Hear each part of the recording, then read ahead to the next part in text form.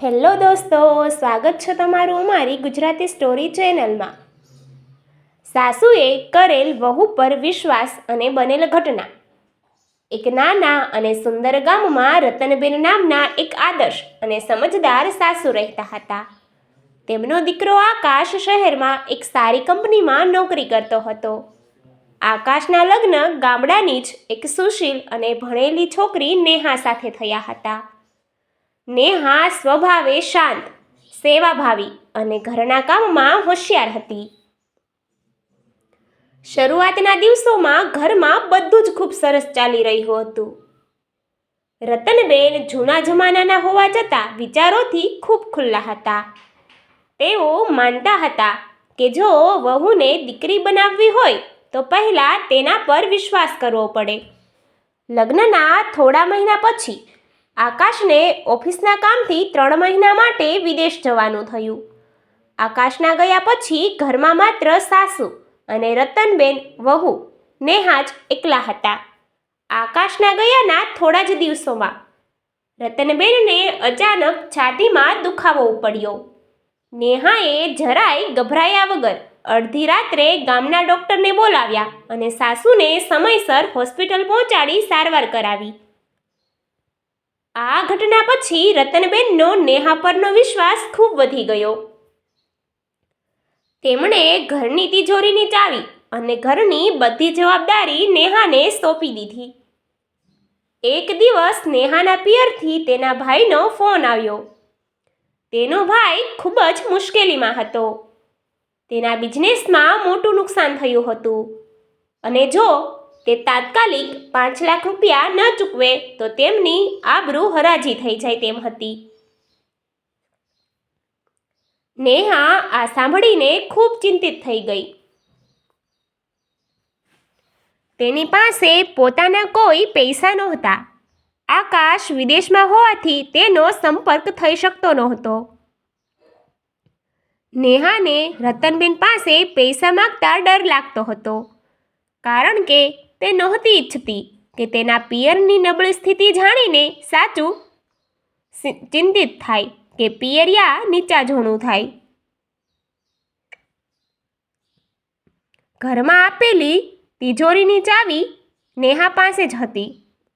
તિજોરીમાં સોનાના દાગીના અને રોકડ રૂપિયા રાખેલા હતા। નેહાએ ભારે હૈયે એક મોટો નિર્ણય લીધો। તેણે વિચાર્યું કે તે અત્યારે તિજોરીમાંથી દાગીના લઈ ભાઈની મદદ કરશે અને આકાશ પાછો આવશે ત્યારે બધી સાચી વાત જણાવીને દાગીના પાછા કરાવી લેશે। નેહાએ સાચુની ચોરી છુપીથી તિજોરીમાંથી સોનાનો હાર અને કંગન કાઢી લીધા અને ભાઈને મોકલી આપ્યા। થોડા દિવસો પછી ગામમાં એક મોટો પ્રસંગ આવ્યો।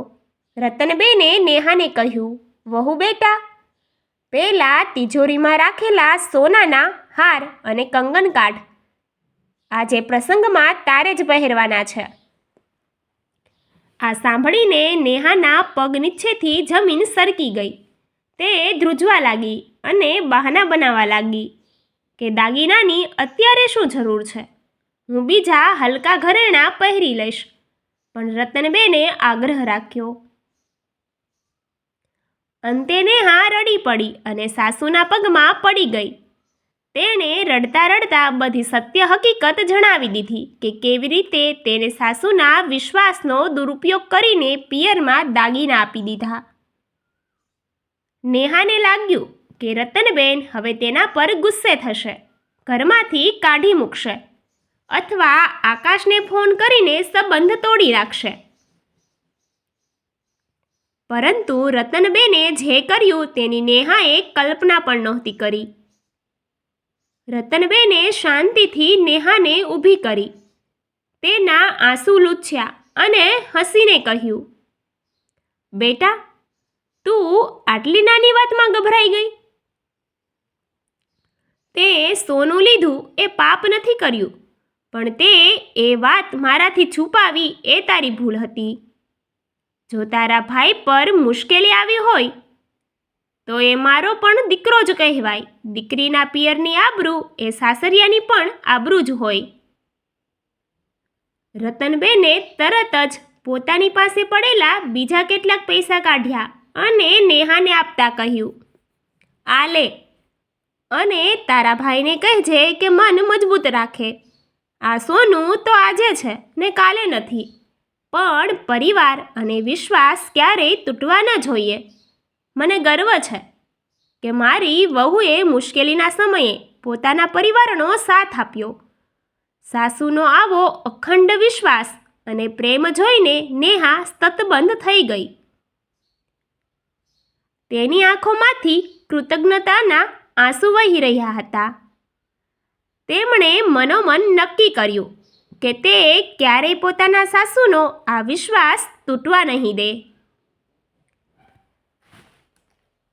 આ ઘટનાના 1 મહિના પછી આકાશ ભારત પાછો આવ્યો.